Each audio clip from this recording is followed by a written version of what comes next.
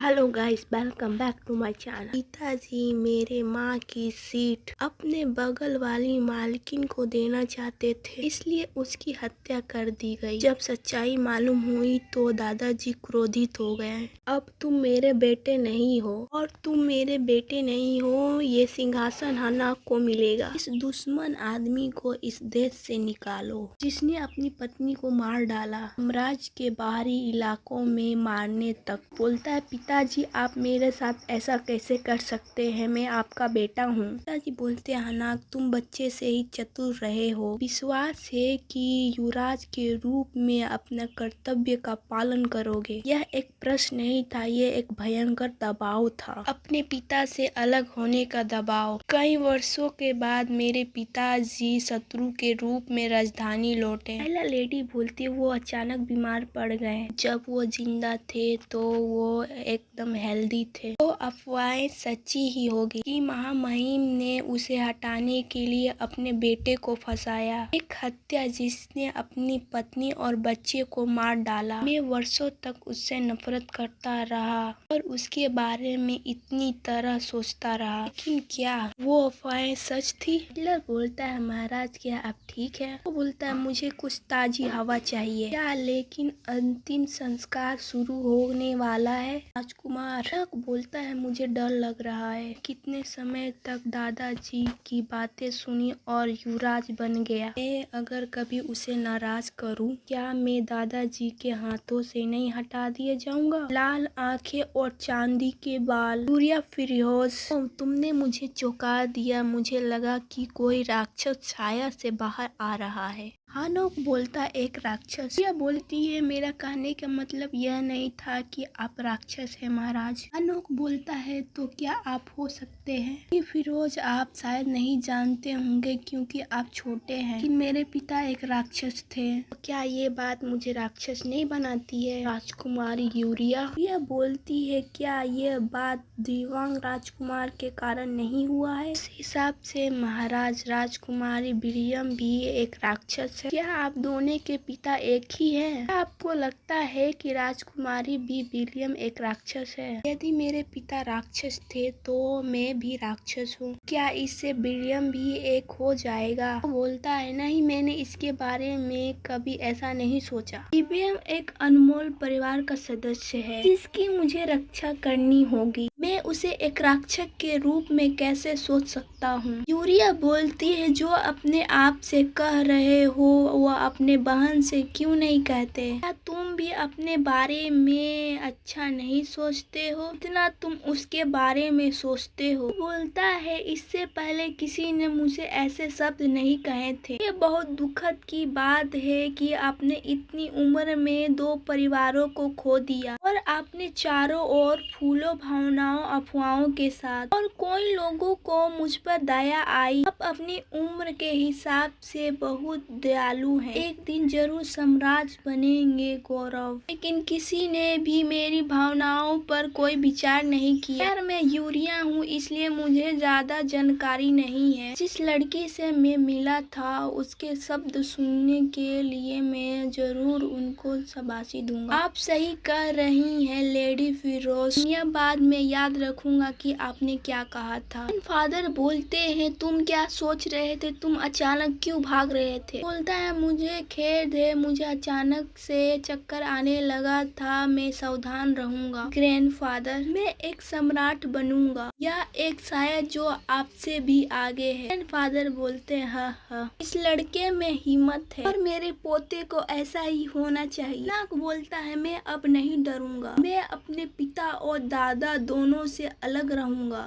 Please, जब मैं अपने आप को घबराता तब मैं यूरिया को याद कर लेता था। कि दिलासा शब्द से मुझे तसल्ली मिलती। हालांकि उसके बाद हमारा संपर्क बहुत कम हो गया और मेरी भावनाएं धुंधली हो गई। अगर मैं उसको दोबारा देखूंगा तो मैं उससे कुछ कहना चाहूंगा। तुम मेरा पहला प्यार थे। सीन कट होता है। यूरिया बोलती है, माँ आपको कुछ कुछ समय आराम करना चाहिए। माँ बोलती है मैं ठीक हूँ, थोड़ा जुकाम हो गया है। वो बोलती फिर भी। माँ ने मेरे लिए सामाजिक गतिविधियाँ में बहुत अधिक व्यवस्था की, इसलिए उनको सर्दी लग गई। ज्यादा चिंता मत करो। डॉक्टर ने कहा था कि ऐसा इसलिए हुआ क्योंकि अचानक मैंने ज्यादा खा लिया था। यदि मैं थोड़ा आराम करूंगा तो मैं जल्दी ही ठीक हो जाऊंगा। मुझे भी अधिक यह सुन के खुशी हुई कि क्राउन प्रिंस के साथ आप मिलकर बिजनेस शुरू कर रहे हैं। मुझे गर्व महसूस होता है। जब मैं इसके बारे में सोचती हूँ तो मुझे अच्छा लगता है। मैंने हमेशा ड्यूकस के बारे में सोचा, लेकिन मैं चाहता हूँ कि अपने पंख फैलाएं और दुनिया भर में उड़े। माँ, मैं आपके बिजनेस को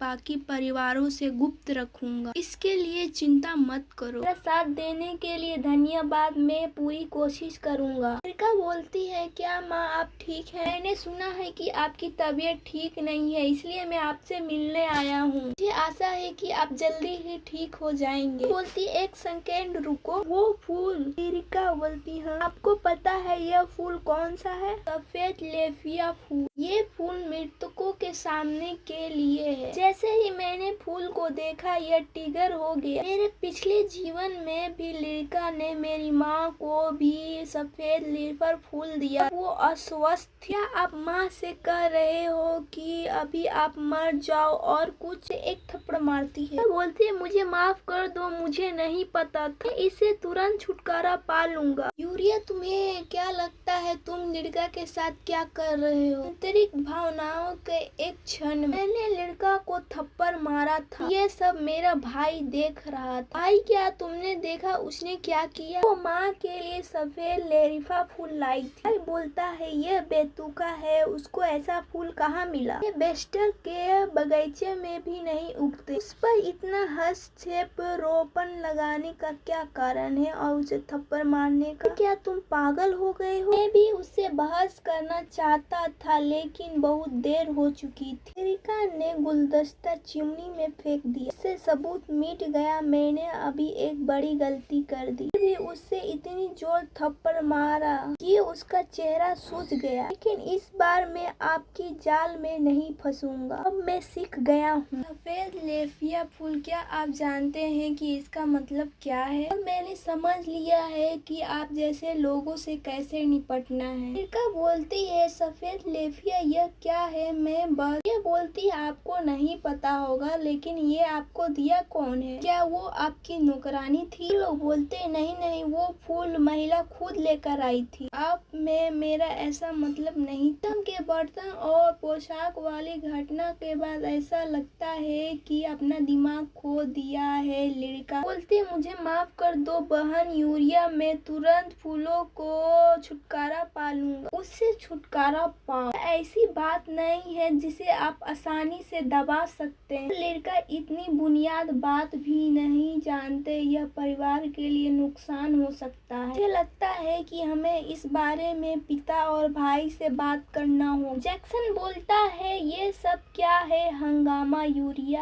बोलती है बिल्कुल सही समय पे आए हो भाई, देखो आपकी माँ के लिए क्या उपहार आया है। वो बोलता है क्या यह एक सफेद लेफिया फूल है? बोलती है भाई मैं कसम खाती हूँ कि मुझे पता नहीं था कि फूल का मतलब क्या है। मैंने बस इतना चाहा था कि माँ इसे चाहेगी। बेशक आपने ऐसा जानबूझ के नहीं किया होगा। अब ठीक है लड़का, शांत हो जा। यूरिया बोलती है फिर भी मुझे लगता है कि हमें लड़का के टीचर से बात करनी होगी और उसे जिम्मेदार ठहराना होगा। का भाई बोलता है इसका मतलब क्या है? लेकिन सफेद लेफिया फूल का मतलब नहीं जानते। ये अवश्य ही ट्यूटर की लापरवाही होगी। भाई बोलता है आप सही कर रहे होंगे, लड़का जानबूझकर ऐसा नहीं कर सकता, लेकिन मुझे मेरा वर्तमान शिक्षा पसंद है। लड़का यह निर्णय तुम्हारे भले के लिए। प्रिया उसको पकड़ लेती है और बोलती है अगर क्या होगा इस घटना की बात फैल गई तो आपके जन्म का मुद्दा फिर से उठाएंगे और अफवाह फैलाएंगे। लेकिन चिंता मत करो बहन, मुझ पर भरोसा रखो, ये मैं गुप्त रखूंगा, किसी को पता ना चले। रियली क्या ऐसी बात है? लेडी यूरिया समाज में श्रेष्ठ शिक्षा के नाम से जानी जाती है। ऐसा कोई तरीका नहीं है जिससे मैं उसे बुनियाद शिष्टाचार ना सिखा सकूं। लेडी बोलती है, मैं सचमुच आप क्या कर रहे हैं? लेकिन यहाँ तक कि ड्यूकस भी क्रोधित हो गए। लड़का को टीचर को बदलने को कहा। यह बोलती है, मैं चाहती हूँ कि आप इसे स्वीकार